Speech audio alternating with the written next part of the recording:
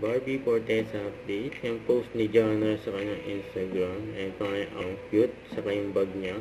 Kotse. Sabi ni Jana, Barbie in whooping clothing.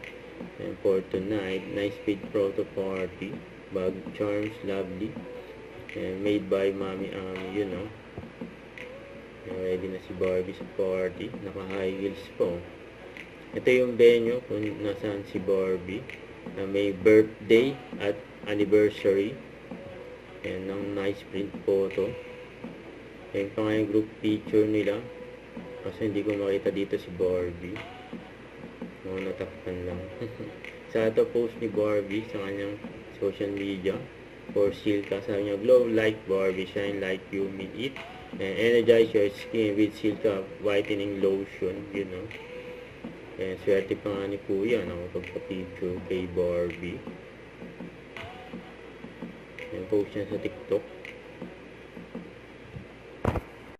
Don't forget, subscribe, click the notification bell for more update. This is Richard ni Action Vlog. Stay tuned for more videos.